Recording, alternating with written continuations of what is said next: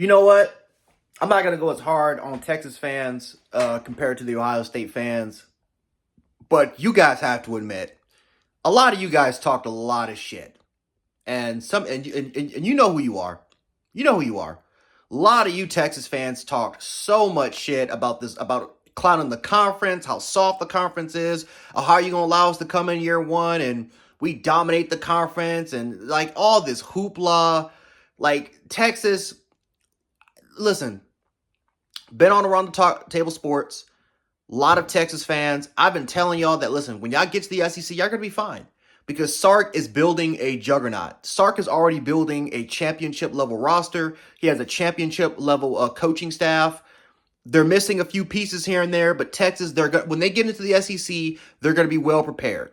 I said that about Oklahoma too. Now, Oklahoma hasn't worked out, but to be fair, I think Oklahoma has faced a lot of injuries. And I still think Oklahoma is they're maybe about a year or two away before they actually start to become a contender. But Texas fans, man, y'all talked a lot of shit. Like, look at the schedule. You didn't play Bama. You didn't play Ole Miss. You didn't play Tennessee. You didn't play South Carolina. You played one team besides Georgia, who you now lost to twice.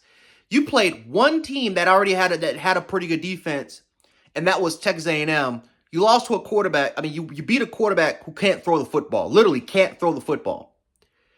And that was a really good win for you guys. But you didn't play Bama. You didn't play South Carolina.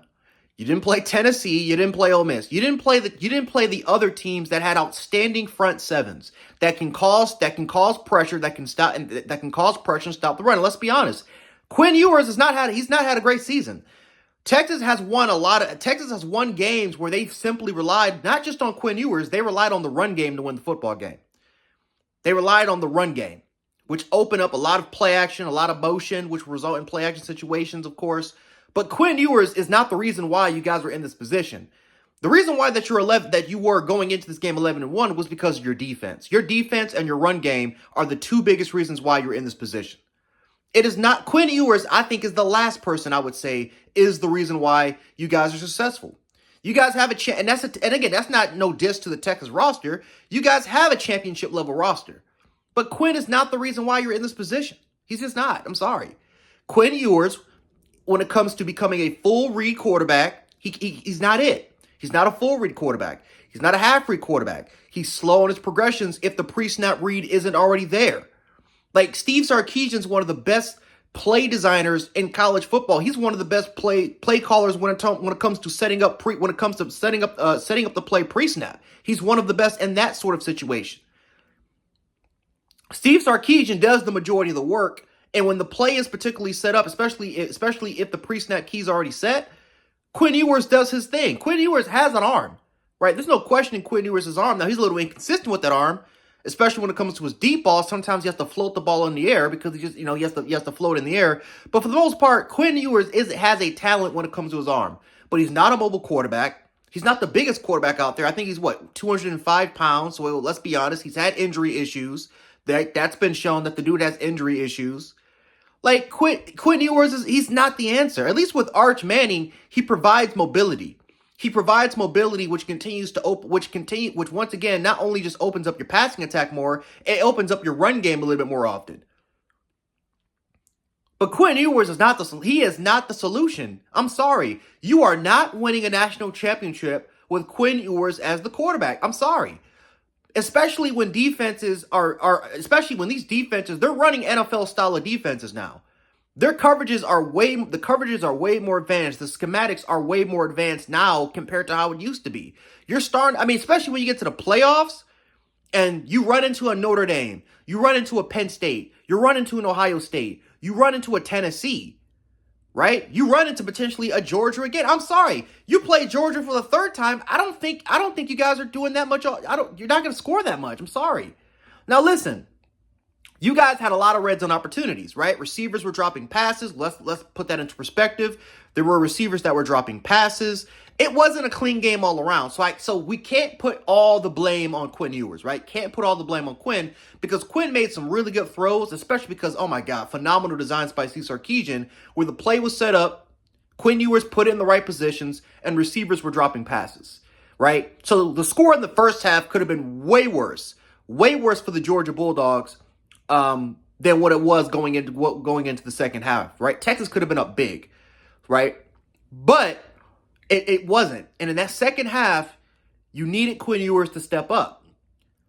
And Quinn Ewers, he said, I'm sorry, he is not the quarter. Again, he wasn't the problem. Quinn Ewers wasn't the problem for this game. But he isn't the solution to your problems as well. He's not. He is not going to be the quarterback that's going to take your, especially in a year where there's a lot of really good defenses, really good defensive coordinators that are running complex defensive schemes that Sarkisian literally has to be on his A game. He literally has to be on his A game. He has to create a lot of shit for Quinn Ewers in order for this offense to be functional in the passing game. And there are going to be times where your run game isn't going to go anywhere. What happens if you can't run the football anymore and Quinn Ewers has to throw, and he has to throw the football more than, right, what did he throw, 40 times? You're going to look, I'm sorry, your offense isn't really going anywhere. You're going to have to rely on that defense and your run game to pick up the slack, pick up the slack. Because now all of a sudden, you're not going against the mediocre defenses. Miami's not making the playoffs, so we don't have to worry about that shit. You're not going to be playing against the mediocre defenses. You're playing against now top-tier defensive units. You may win a game or two, potentially. But somewhere down the line, you're going to go against a Georgia-level defense. And the question is that, can you get past it? And so far, the answer has been no.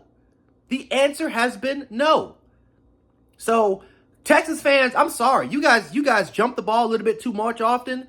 I'm kind of glad Georgia won this football game. I can't believe I'm even saying that, but I'm kind of glad Georgia won this game because you got to get humbled. You had to get humbled. You had to see for yourself that Quinn Ewers isn't going to be the solution.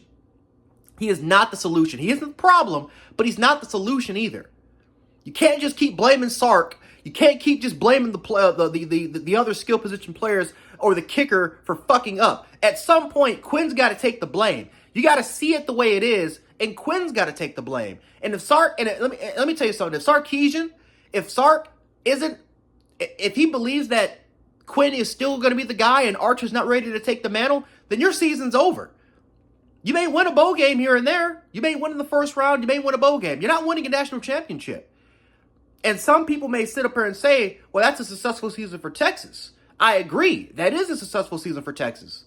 But at the same time, I had a lot of Texas fans telling me that they were going to win a national championship or at least, this year, or at least get to the game. The roster is there. You got the receivers. You got the offensive line. You got the defensive line. You got the secondary. You got the linebackers. You got the running game. Despite 3 dudes getting hurt, Reisner's done a really good job. Like, what else did you need? You got the tight ends. You got everything you need. And you told me you had the quarterback. Not just one, but 2 quarterbacks, if need be. So to me, that's a failure. That's wasting talent, especially when eventually Sark is he's gonna go through a Nick Saban problem where a bunch of dudes are gonna go off to the NFL. And we'll see on a yearly basis what Texas can be. Can you be the next Bama? Can you be the next Georgia? What can you be? But I'm sorry, y'all. Like, you are not winning a national championship with Quinn Ewers. He is not the solution to your problems. He's not. He's not going to be the savior. So that's just my thoughts about it. Georgia won the SEC championship game.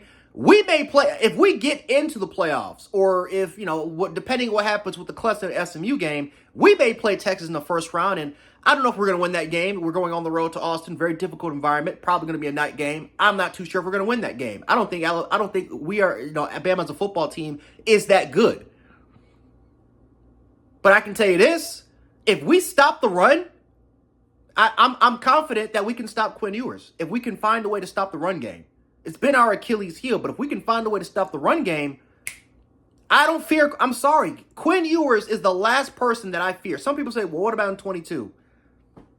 I'm sorry. I don't fear Quinn Ewers. I didn't fear him last year, and I gave him credit for winning. But we put no pressure on him. When you put pressure on him, he crumbles he crumbles. I'm sorry, he just does. He continuously crumbles. When he goes against superior front sevens that can apply pressure. He does it every fucking time. Even the A&M game. He didn't play a good game against A&M. The running game was the reason why they won that football game, not because of Quinn Ewers. So that's just my thoughts. It is what it is. I'll catch you guys on the next one. Peace.